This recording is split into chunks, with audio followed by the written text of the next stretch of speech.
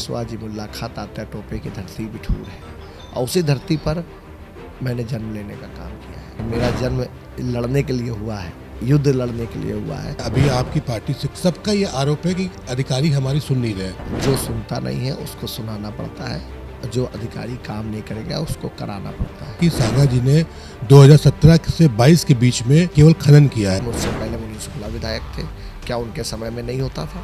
आप पता कर लीजिए, डिफेंस कॉरिडोर 2014 से बन रहा है। तब कहाँ से मिट्टी, क्या चंद्रमा से आई थी? तब मिट्टी क्या इटावा से आई थी? तब क्या मिट्टी लखनऊ से आई थी? जितना भी किसान वर्ग है उसको अन्य जानवरों से बहुत दिक्कत है। निश्चित रूप से मैं मानता हूँ कि इसमें प्रशासनिक अमले की बहुत बड़ी एक चूक है, गलती है। विरोधी का काम है आरोप लगाना, मेरा काम है जवाब देना और जनता का काम है फैसला करना। नमस्कार, एबी न्यूज़ इंडिया में आपका स्वागत है। आज हमारे साथ बिठूर विधानसभा के विधायक प्रत्याशी, वर्तमान विधायक अभिजीत सिंह सांगा। अभिजीत सिंह सांगा जी, आपका बहुत बहुत स्वागत है एबी न्यूज़ इंडिया में। धन्यवाद। अभिजीत सिंह सांगा जी, आपने अपना 2017 से 2022 का जो कार्यकाल पूरा किया है उसको आप किस रूप से देखते हैं? चुनाव में विकास एक मापदंड होता है, विकास एक पैमाना होता है जिसके आधार पर जनता प्रदेश की सरकार को और अपने विधानसभा के विधायक को चुनने का काम करती है, प्रतिनिधि को चुनने का काम करती है। मेरी विधानसभा में, क्योंकि पूरी तरह से ये ग्रामीण विधानसभा है, आज मैं गर्व के साथ कह सकता हूँ कि आज 170 ऐसे मजरे हैं, गांव हैं, जहाँ उनकी उत्पत्ति और सृजन के बाद जहाँ पर बिजली नहीं थी, वहाँ पर हमने बिजली पहुँचाने का काम किया। जहाँ तार, खंबा, बिजली, रोशनी, बल्ब एक सपना होता था, वहाँ पर मैंने बिजली पहुँचाने का प्रयास किया और उसमें मैं सफल हुआ। इसमें मेरे मोदी जी, देश के प्रधानमंत्री जी और योगी जी का बहुत बड़ा योगदान है कि ऐसी योजना वो लेके आए जिसकी वजह से आज इस कार्य को कर पाने में सफल हुआ। यही सबका साथ सबका विकास है। समाजवादी पार्टी के दौर में 24 घंटे बिजली मिलती थी, लेकिन कहाँ मिलती थी? इटावा, मैनपुरी, सैफई, कन्नौज। लेकिन आज 18 घंटे बिजली पूरे प्रदेश को। अगर काशी में मोदी जी प्रधानमंत्री हैं, वहाँ के ग्रामीण क्षेत्र को 18 घंटे है, शहरी क्षेत्र को 24 घंटे है, तो आज हमारे कानपुर के भी शहरी क्षेत्र को 24 घंटे और ग्रामीण क्षेत्र को 18 घंटे बिजली हमारी सरकार दे रही है।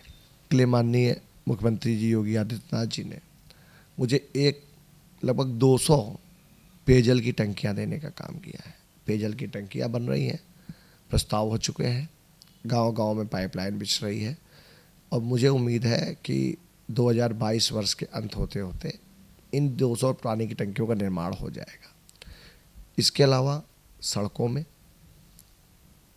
मुझे कहते हुए जैसे मैं आप गर्व के साथ कह सकता हूँ कि किसान नगर बिद्रू मार्ग हो, चाहे भौती से भौती खेड़ा होते हुए सुरार होते हुए दुलभुल वाला मार्ग हो, चाहे भौती से भैला मऊ वाला मार्ग हो, या कल्याणपुर से बिठूर वाला मार्ग हो, या चौबेपुर से बिठूर वाला मार्ग हो, या एक रमईपुर से सचेंडी होते हुए धर्मंगतपुर जाने वाली मार्ग, जिसको 52 करोड़ रुपए का एक बहुत बहुप्रतीक्षित मार्ग, जिसको बहुत पहले बन जाना चाहिए था, जिसको भी मैंने स्वीकृत कराने का काम कर दिया है। तो इस तरह के विकास के जो मापदंड थे वो मैंने पूरे किए। इसीलिए आज मुझे व्यापक जन समर्थन हर गांव में, क्षेत्र में मिल रहा है। जी, हम बात कर रहे हैं अभी हम लोग देखे थे कि विकास सिंह भोले जी का भी बोर्ड लगा था, तो कहीं ना कहीं सांसद जी की आपकी इच्छा थी कि उनके पुत्र वहाँ से चुनाव लड़े, अभिजीत सिंह सांगा वहाँ से न लड़े। इस पर क्या कहेंगे? मुझे नहीं लगता ऐसा। पार्टी का जो निर्णय हुआ, सांसद जी ने स्वीकार किया। टिकट मांगना एक लोकतांत्रिक अधिकार है, वो टिकट मांग सकते हैं, राजनीतिक परिवार है, तो उन्होंने, उनकी इच्छा रही, टिकट मांगा, लेकिन नेतृत्व का जो निर्णय हुआ उसको उन्होंने स्वीकार भी किया। और अभी तक तो मैं देख रहा हूँ कि हर जगह कोई हमारी विधानसभा क्षेत्र में ऐसा हर जगह उनका सहयोग ही मिल रहा है, कोई ऐसी दिक्कत नहीं है। जी, विपक्ष का पूरा आरोप रहता है कि सांगा जी ने 2017 से 22 के बीच में विकास कार्य जो कुछ नहीं किया है, केवल खनन किया है। इस पे आपका क्या कहना है? देखिए, आपने बहुत अच्छा सवाल किया। आज हमारे कानपुर में मेट्रो बन रही है, हमारी विधानसभा क्षेत्र में डिफेंस कॉरिडोर निकल रहा है।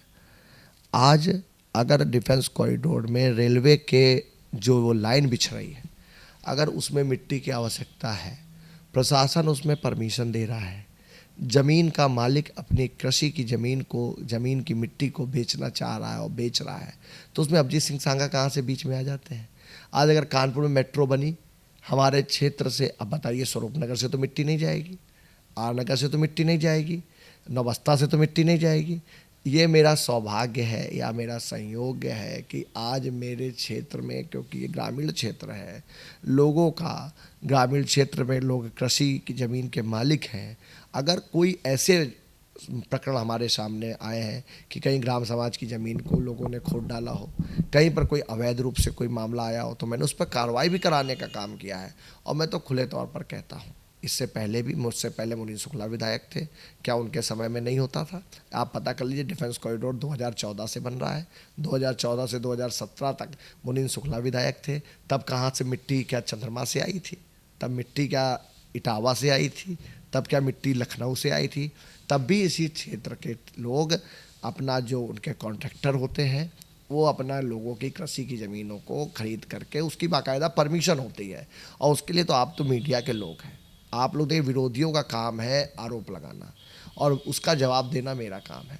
आज बड़ी ईमानदारी के साथ में, आज देखिए, जनता आने वाले 20 तारीख को निश्चित रूप से वो फैसला करेगी और इनको आईना दिखाएगी कि ये सब काम समाजवादी पार्टी के, भारतीय जनता पार्टी में ऐसे कामों को और ऐसे काम करने वालों के लिए कोई स्थान नहीं है।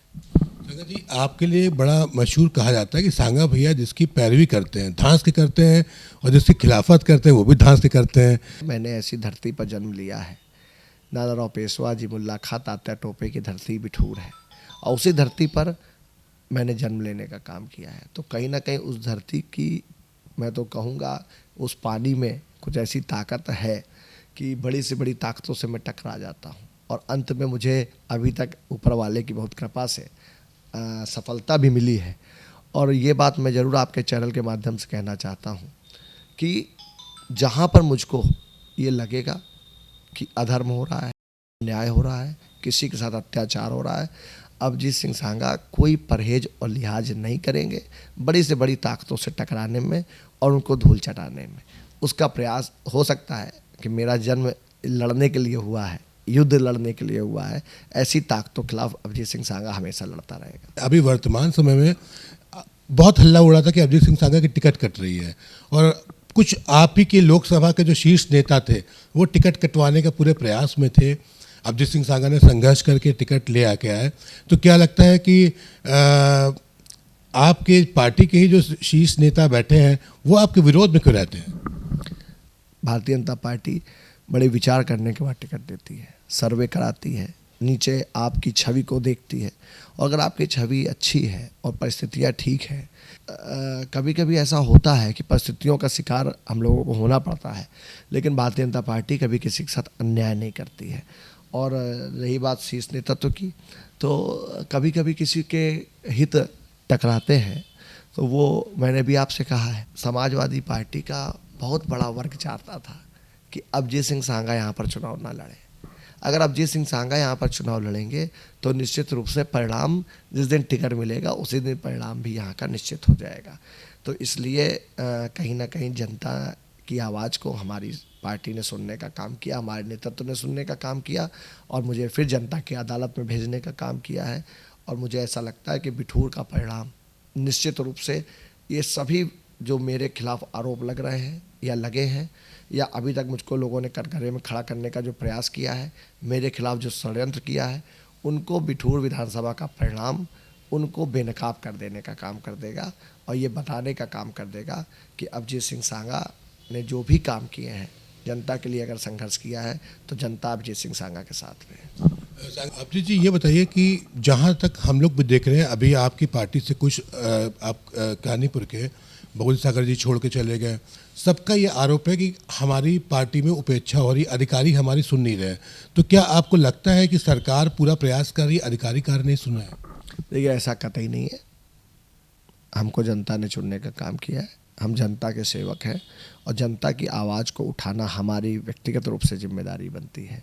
जो सुनता नहीं है उसको सुनाना पड़ता है, जो अधिकारी काम नहीं करेगा उसको कराना पड़ता है। आपको इनिशिएट लेना पड़ेगा, आप विधायक हैं, आप जनप्रतिनिधि हैं, कोई भी अधिकारी काम ना सुनने का बहाना हम जनता को नहीं बता सकते हैं। मेरी विधानसभा में मैंने जो प्रयास किया है, मैं ये तो नहीं कहता मैंने 100% समस्याओं को दूर किया है, लेकिन 80% समस्याएं मैंने समाज में, जनता में, क्षेत्र में मैंने दूर करने और कराने का प्रयास किया है। लेकिन उसके लिए सजग रहना पड़ता है, आपको चौकीदार की भूमिका अदा करनी पड़ेगी, तभी जनता संतुष्ट और जनता के काम हम करा पाएंगे। तो ये थे हमारे साथ अभिजीत सिंह सांगा जी।